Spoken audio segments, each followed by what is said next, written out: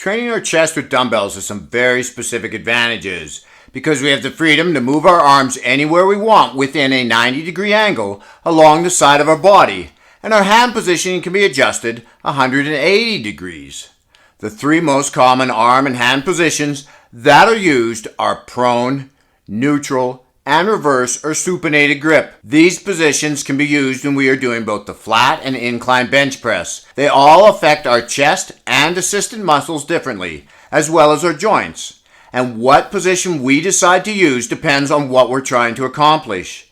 Today we're going to take a look at these variations and when we should use them. Prone grip is the most common, and when we look at bodybuilders like Ronnie Coleman, we see that he does this movement with his elbows quite high and close to a 90-degree angle from his torso. And this is not uncommon to see, as this position gives you a slightly more effective range of motion because your arms are internally rotated, and having your elbows high puts the maximum amount of stress on the chest. It also puts the maximum amount of stress on the shoulder joint, with what could be described as a minimal advantage when it comes to chest growth.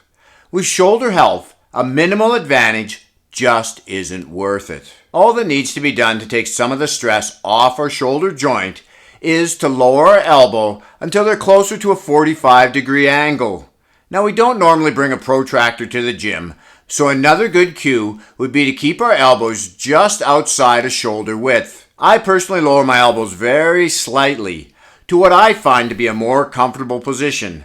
But we don't have to feel like we need to limit ourselves to a slight adjustment, and everybody's body mechanics are a little bit different, so what might be comfortable for one may not be the same for another. A lower position is safer for the shoulder, but you don't want to go much lower than that 45-degree angle. As the lower you go, the more it becomes a neutral grip bench, and the emphasis starts to move away from the chest and move to the triceps. This is where the neutral bench works best as a tricep builder.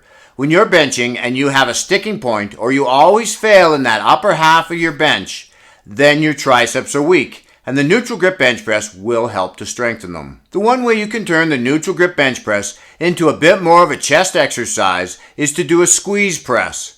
This is where you squeeze the two dumbbells together as you press up.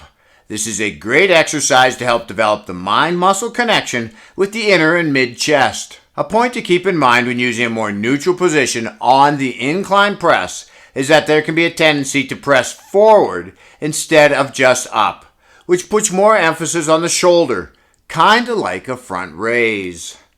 One of the ways we can counteract this is to lower the bench to a 30-degree angle instead of a 45. Something to think about if you always feel the incline press more in your shoulders. This tendency gets even stronger when you move into a reverse position, but there are some big benefits to doing this.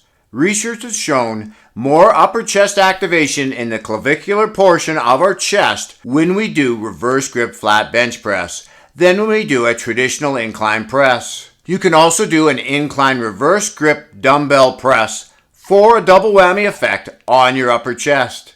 Important again to keep your elbows outside of your shoulders so you keep the focus on your upper chest, because no matter what position you choose, the narrower your grip and the closer your elbows are to your sides, the more you're activating your triceps and taking the focus away from your chest. When doing bench press, whether it be flat or incline, it's important we choose a hand and arm position that is comfortable and safe for our shoulders.